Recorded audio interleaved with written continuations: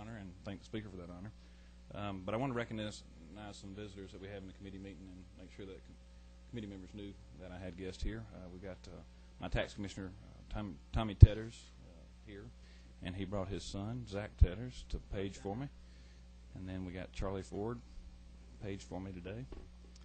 And then we have Levi Bedingfield at page for me today. So we're glad y'all are here and taking part of the process.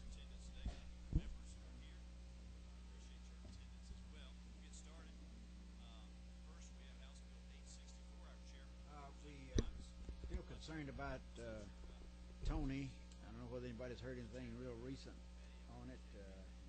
Our secretary. Fact is, he hadn't had a chance to get here and meet since he's been secretary. But we certainly, he's in our thoughts, and if anybody knows anything about him, please bring it to our attention so we know how he's doing. At this time, we'll recognize Senator Douglas to present Senate Bill 369.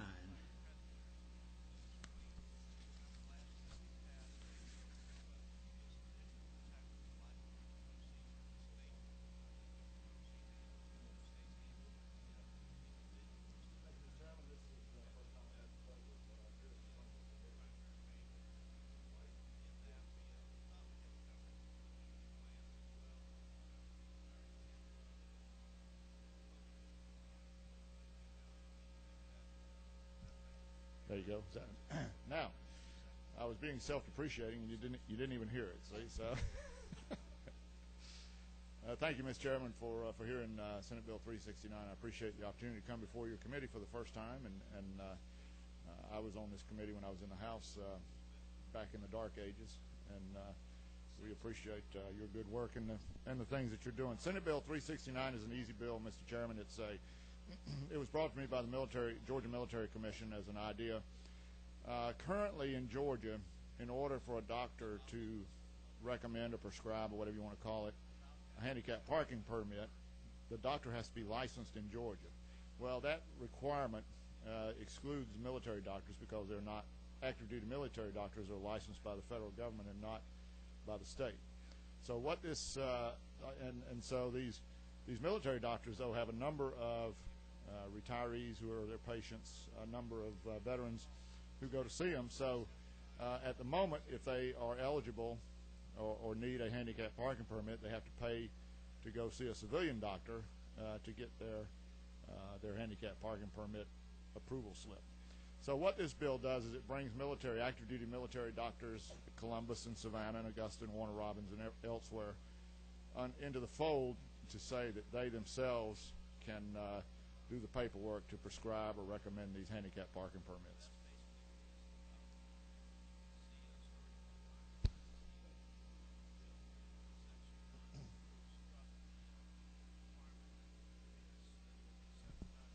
Just for clarification purposes, the Army doctors are going to be issuing permits to DDS issues the permits. They just issue the paperwork that says that they can go get it from driver services.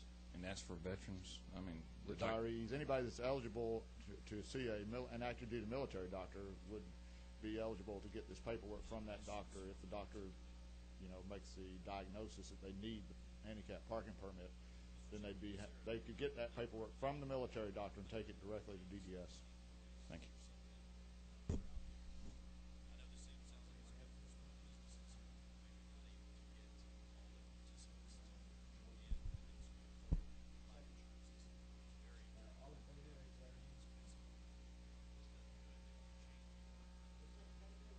Thank you, Mr. Chairman. I appreciate it, and I believe you said you'd carry it in the House for me, and I'll try to talk it out of rules, and I'll keep you posted. All right. Sounds good. Thank you, Mr. Chairman. The speaker said that he wants to move them along, whatever we got now, so I appreciate that. Thank you.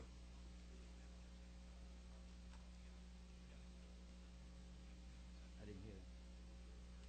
Yeah, well, we passed the bill, and I brought it up first because I knew that you had to leave to other place. Thank you, sir.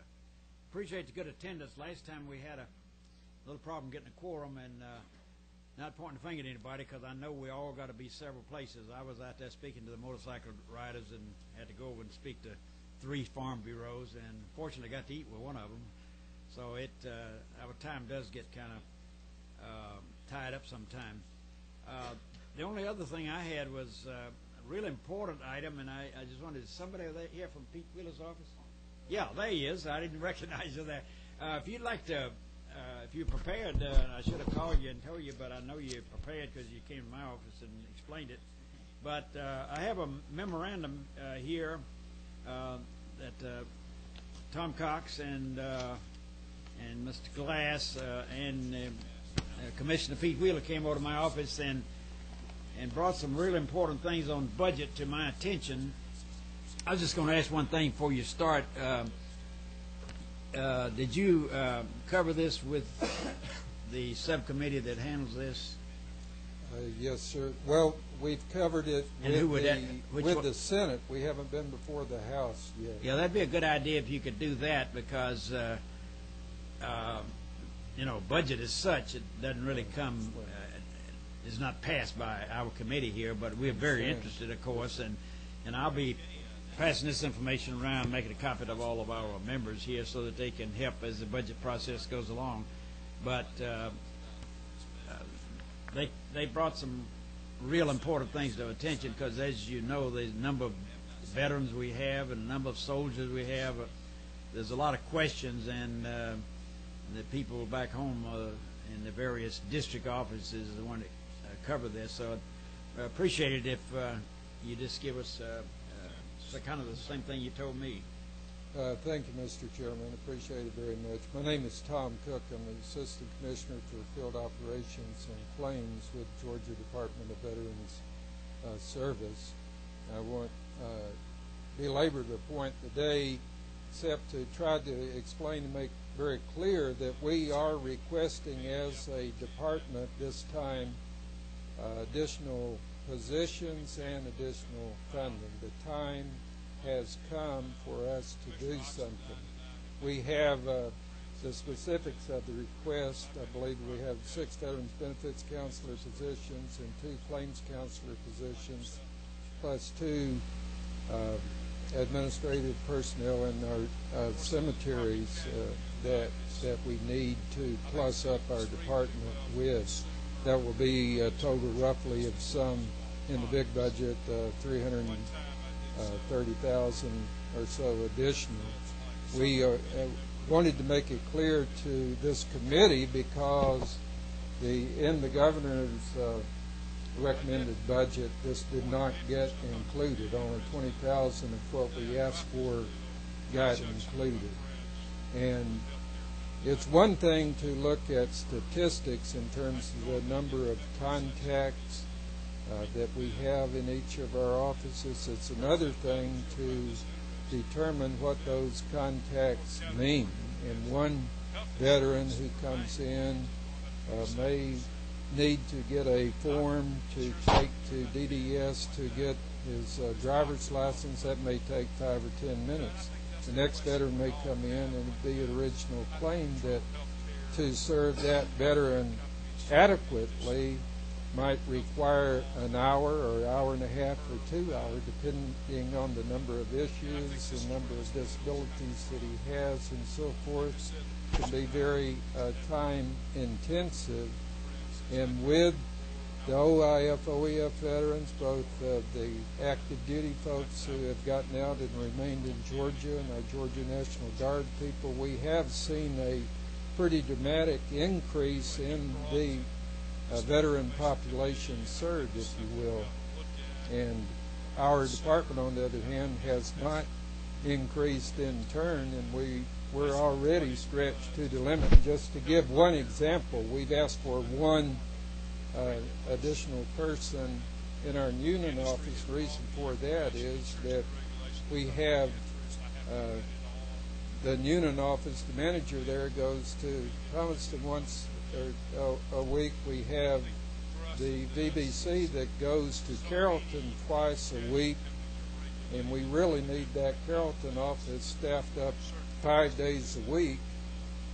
We get complaints in regularly from veterans because they go when our person is there, but they may you come in, you're there 2 days a week in one person, and you've got 9 or 10 people in the waiting area, and it takes a long time. The governor's faster, friendlier, easier service, and it's not the fault of the person at all. He works very, very hard. In fact, he stays a lot of evenings on his own time till 9 o'clock at night to take care of what needs to be done. When we quit officially at 4:30, but our people are under tremendously heavy workload and do a tremendous job with what time that they have. But the time has come for us to really take a hard look at plussing our department up. Not to mention the other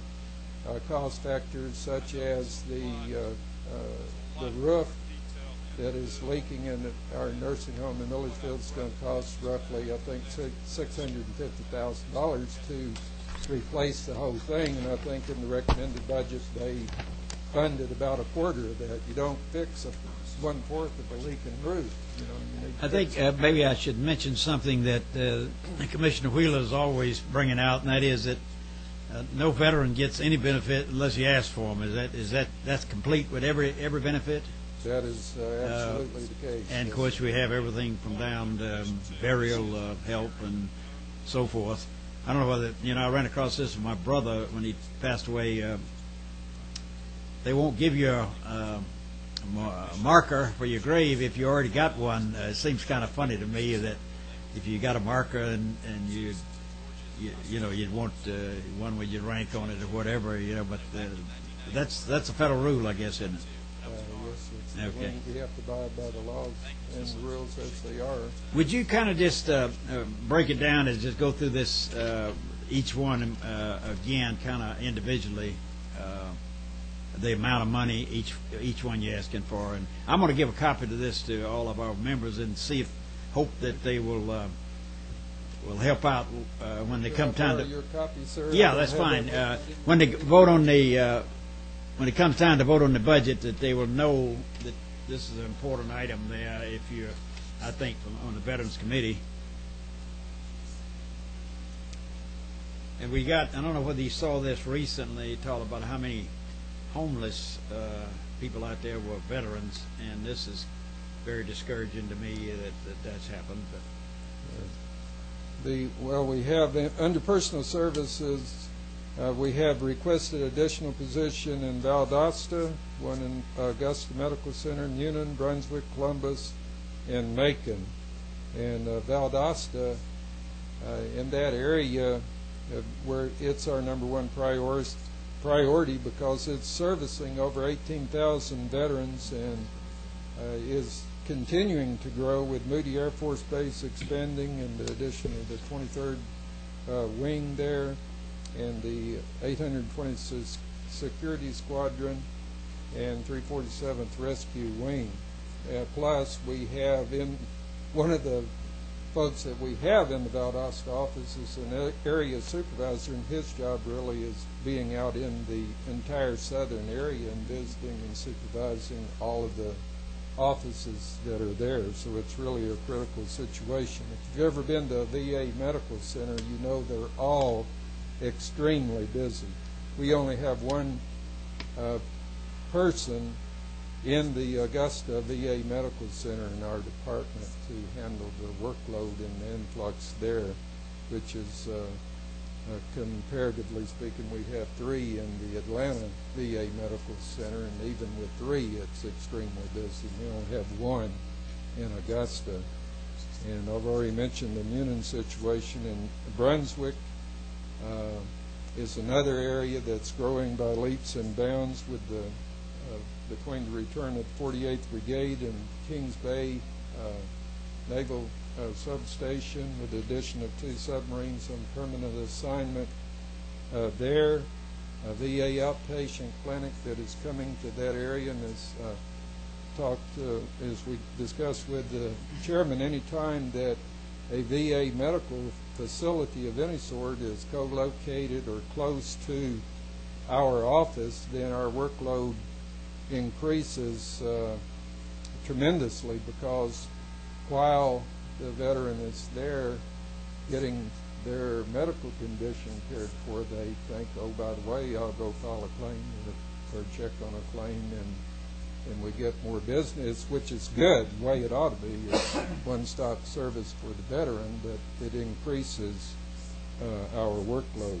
Same thing is happening in Columbus. You know that between what is going on with the war and with the BRAC committee, the Base Realignment and Closure Commission, with the movement of additional units to the Columbus area, that veteran population is just going to continue to increase, and it's really critical there.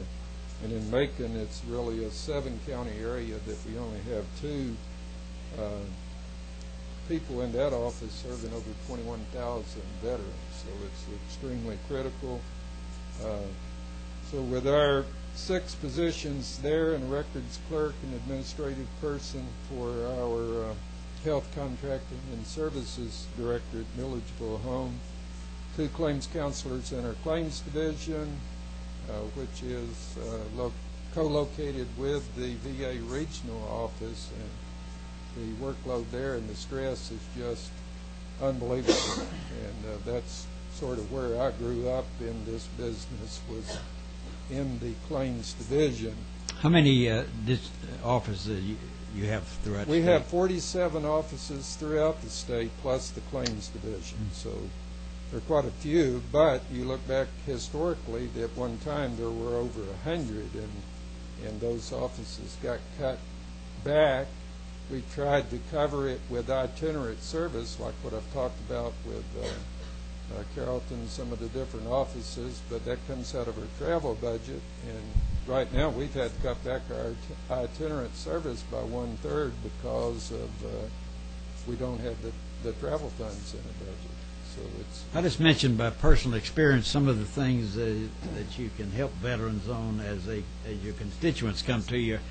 I drove one veteran over to the Decatur facility, and I guess I call myself an expert witness. I could say as an artilleryman that what bursting of artillery does.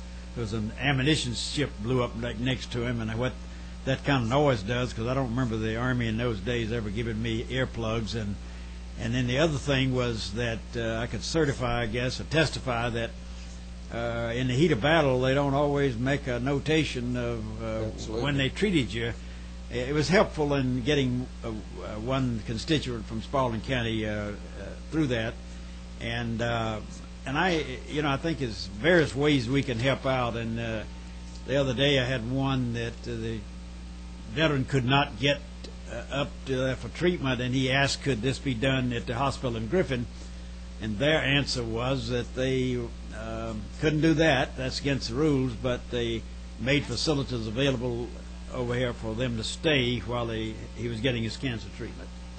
So I just want to say that to say how helpful and everything that Commissioner Wheeler's people are on taking care of veterans, because we all want to take care of veterans, I think. And right now the atmosphere is out there. As long as you're fighting a war, people lean a little bit towards your way of thinking. Right. Yes, sir. Thank you for that. And our people do work very, very hard and are very good and make a very real difference in the lives of many, many, many people. It's just Representative Freeman. Yes, sir. Thank you for bringing those budget items to our attention, because I think we can help you through that process. And I know you don't have to tell this committee those kind of things, but it does help to know what kind of requests are coming out of the department. Didn't you attend my study committee meeting this summer? I did. I wanted to bring you up to date, and probably need to bring the committee up to date as well. This summer I hosted a study committee to start a collegiate sports program for students with disabilities. I really focused it not on just starting the program or whether we need a program, but how we can get the military men coming back from our war, or from the war, with some real injuries that may help them through that time, and also give them a college degree in the same process. I dropped the bill today. I hope you'll let the commissioner know there's going to be 2 pilot programs, one at Kennesaw State and one at West Georgia College. If you can still help identify military personnel that could use a program like that, I would appreciate you sending them my way. I very much want to have the military represented in these 2 pilot programs. Okay. Thanks, sir. We'll check that out. I'll inform the commissioner. Back to our budget request quickly. The total amount on the personnel positions that I talked about is $336,793. We desperately need that. We really, really do. In reality, we need more than that, but I think at this point in time, to accomplish our mission and to serve veterans the way they deserve to be served at a minimum, we really, really need this.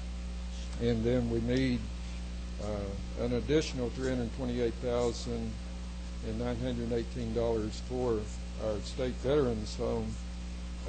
$99,055 to offset the 4% inflation rate, and then $229,863 for the COLA, cost of living increase, to maintain those facilities.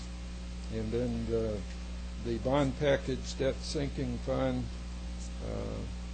an enhancement to that package is another $839,999. That's pretty much going to have to happen to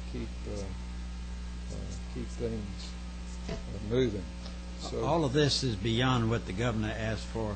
Yes, sir. They only gave us, out of all of that, $20,000, which was really kind of mind-boggling to us.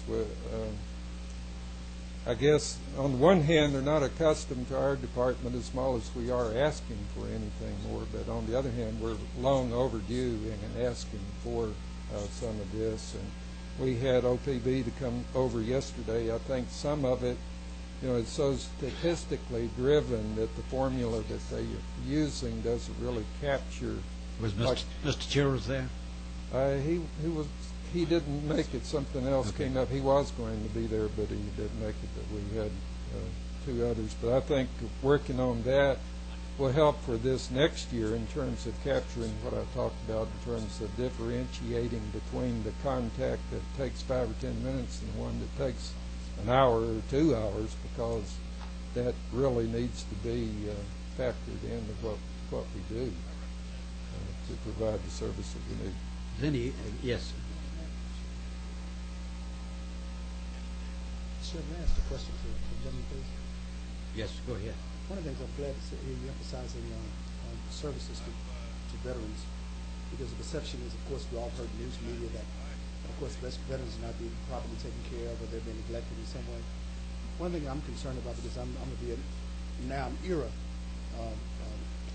person. I wasn't in the military, but I have a lot of friends like myself that are turning to the point, getting to the point in life where they find they're going to need a lot of additional care. And I'm wondering, have we started thinking in the future about how we're going to handle this large influx of Vietnam veterans that are going to be coming on board in the next couple of years? Well, sir, that's part of why we have the request in that we do, because from both the aging Vietnam era veteran population and the influx of additional younger veterans as a result of the war, it is, like I said, it is increasing our workload, and to give them the service and the care that they need, we really need, we just have to have more people. And the other factor in that is that the complexity of the law continues to get greater and greater, and you'd think that things will get simpler, but it gets more complex, and veterans really need an advocate to help them with the VA. The VA claims to be non-adversarial, and they're very, very good people in the VA. I've worked with many of them, but it is just too complex for a veteran to try to do on his or her own and get anywhere satisfactorily. You really need all the help you can get. So, majority of the calls that I get used to be claims related or used to be benefits related, but now a lot of calls that I'm getting are service related, or medically related. They're wondering about the care they're getting. They don't feel like they're getting adequate care, and I'm glad to see not just here, but it's starting to be addressed in other points too, because I think it's so important. I feel very frustrated sometimes, Mr. Chairman. They call me. I went to the VA hospital. I had to wait a long time. I'm not getting proper care. I've been misdiagnosed. I don't feel comfortable, and I just don't have the money to do some other things. And it's been a battle, and I just don't know what to do.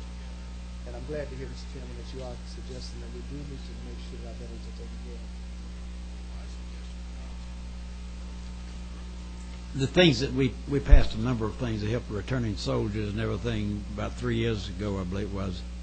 And you get all that information, I guess. So you glean that out and make soldiers aware of, like when they return, they don't have to get the farmer's license immediately. Right. Yes, sir, we do. We make a concerted effort with that. In fact, there's a memorandum of understanding that was signed.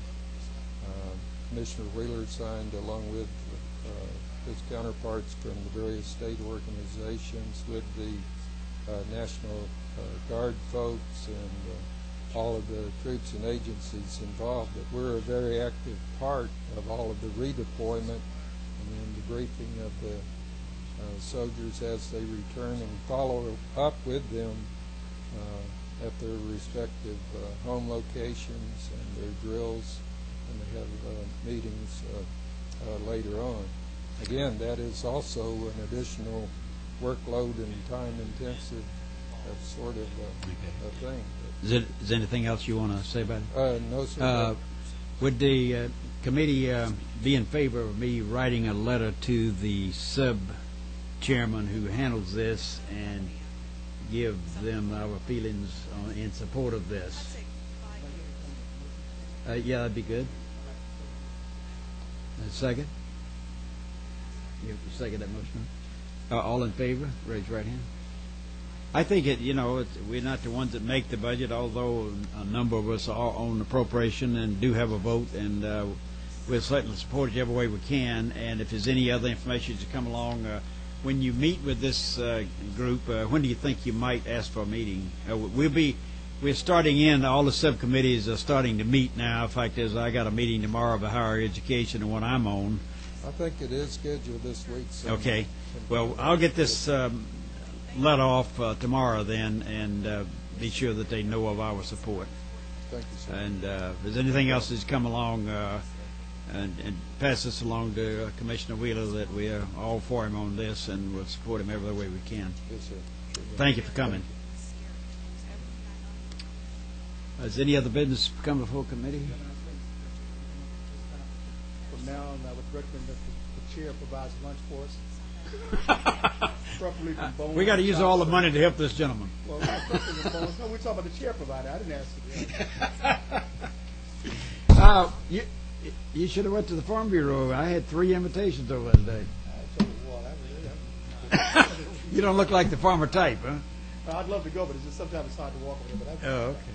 All right. There's no other business come. We'll stand adjourned. Thank you for coming. You hadn't had lunch yet?